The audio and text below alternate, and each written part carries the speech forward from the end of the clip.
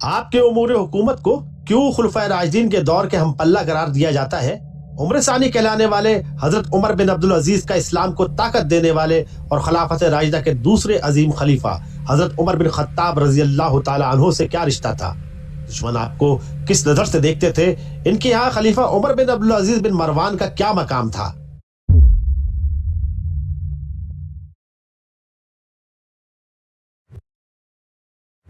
دنیا میں چند حکمران ایسے ہیں جنہوں نے تاریخ میں انمٹ نقوش چھوڑے ہیں۔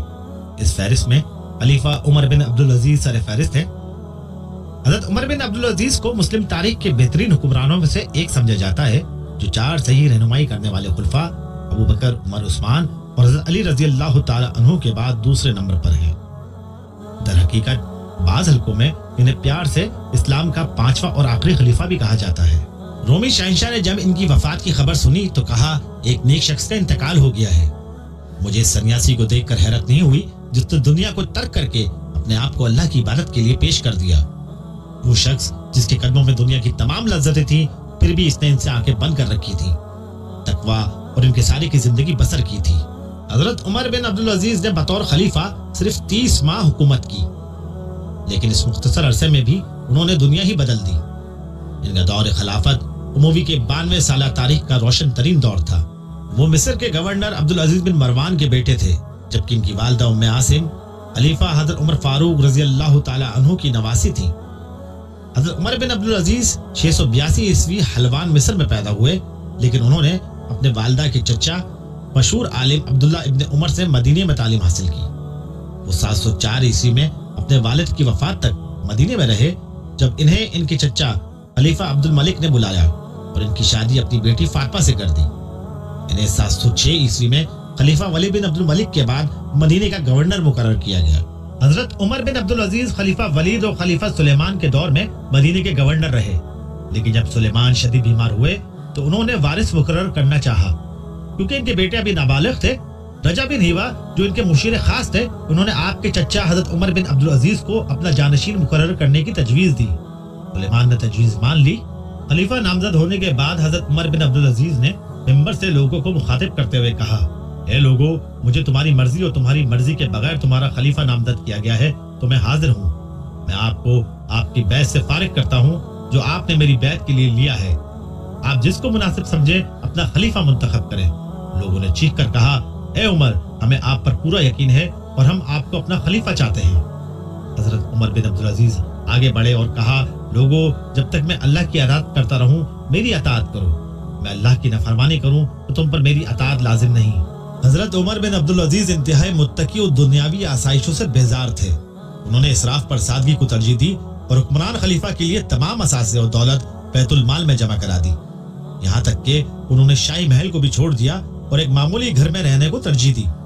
وہ شاہی لباس کے بجائے پردورے کپڑے پہنتے تھے اور اکثر اپنے نانا خلیفہ عمر بن خطاب رضی اللہ تعالی عنہ کی طرح عوام میں پہچانے نہیں جاتے تھے۔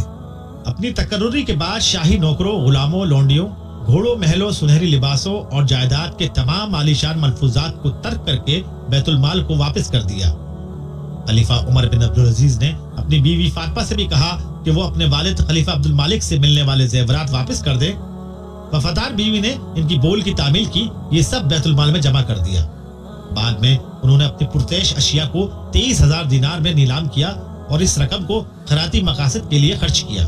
علامہ سیوطی نے اپنی تاریخی تصنیف تاریخ الخلفاء میں درج کیا ہے کہ عمر بن عبدالعزیز جب خلیفہ تھے تو دن میں صرف 2 درہم خرچ کرتے تھے۔ انہیں اپنے ماتحتوں سے کم تنخواہ ملتی تھی۔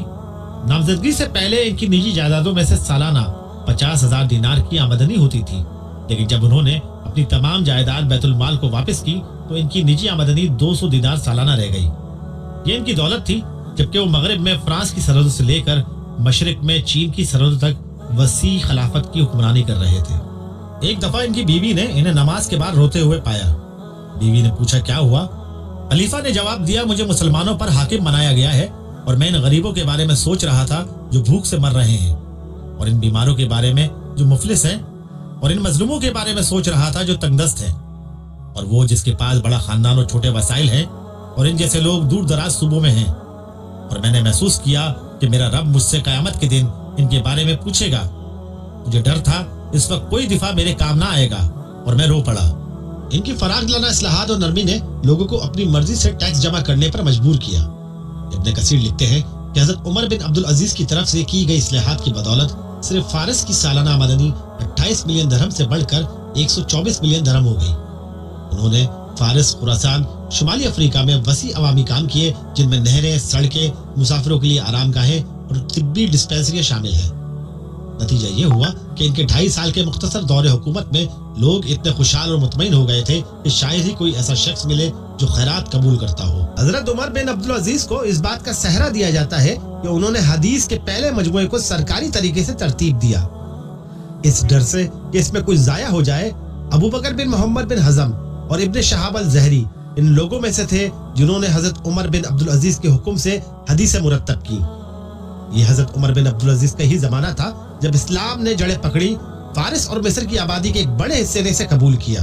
जब अहदेदारों ने शिकायत की कि तब्दीली मजहब की वजह से रियासत की जजिया आमदनी में जबरदस्त कमी वाक़ हुई है, तो हजरत उमर बिन अब्दुल अजीज ने वापस लिखा कि रसूलुल्लाह सल्लल्लाहु अलैहि वसल्लम को नबी बनाकर भेजा गया था लोगों को इस्लाम की दावत देने के लिए। हजरत उमर बिन अब्दुल अजीज ने होम टैक्स, शादी टैक्स, स्टैम्प टैक्स और बहुत से दूसरे टैक्सों को भी खत्म कर दिया। जब इनके बहुत से एजेंटों ने लिखा कि नए मजहब तब्दील करने वालों के हक में इनकी माली इस्लाहात से खजाना खाली हो जाएगा, तो उन्होंने जवाब दिया, मुझे खुशी होगी अल्लाह की कसम हर एक को मुसलमान होते देखना, ताकि आपको और मुझे रोजी कमाने के लिए अपने हाथों से पत्थर काटना पड़े। एक मर्तबा एक मुसलमान ने हिरा के गैर मुस्लिम को कत्ल कर दिया। हजरत उमर बिन अब्दुल अजीज को जब इस वाक़े की इत्तला मिली तो गवर्नर को हुक्म दिया कि वो इस मामले से इंसाफ करे। मुसलमान को मकतूल के रिश्तेदारों के हवाले कर दिया गया जिसने इसे कत्ल किया। उस वक्त का आम शाही तबका इंसाफ, सादगी और मसावात की इन पॉलिसियों को हजम ना कर सका। हजरत उमर बिन अब्दुल अजीज के गुलाम को रिश्वत दी गई कि वो इन्हें मोहलिक जहर पिलाए। खलीफा ने गुलाम के लिए भेजे गए जहर का असर महसूस करते हुए इससे पूछा कि इनको जहर क्यों दिया। गुलाम ने जवाब दिया कि मुझे इस काम के लिए 1000 दिनार दिए गए। खलीफा हजरत उमर बिन अब्दुल अजीज ने इससे रकम लेकर बैतुल माल में जमा करा दी। गुलाम को आजाद करके इससे कहा वो फौरन इस जगह से निकल जाए, कहीं ऐसा ना हो कोई तुम्हें मार डाले। मुसलमानों की फलाह बहबूद के लिए बैतुल माल में ये इनकी आखिरी जमा पूंजी थी। हजरत उमर बिन अब्दुल अजीज की वफात रजब 101 हिजरी 38 साल की उम्र में हम्स के करीब दीर समान नामी जगह पर कराए गए मकान में हुई। इन्हें दीर समान में जमीन में एक टुकड़े पर दफन किया गया जो इन्होंने एक ईसाई से खरीदी थी। मुबैना तौर पर इन्होंने वसीयत के साथ सिर्फ 17 दिनार छोड़े थे। इस रकम में से जिस मकान में हजरत उमर बिन अब्दुल अजीज की वफात हुई, इसका किराया और जिस जमीन में इन्हें दफन किया गया था, इसकी कीमत अदा की जाएगी। और इस तरह अजीम रूह दुनिया से रुखसत हो गई। खुदा ताला इनकी रूह को सुकून अता फरमाए और जन्नतुल फिरदौस में बेहतरीन मकाम अता फरमाए। आमीन।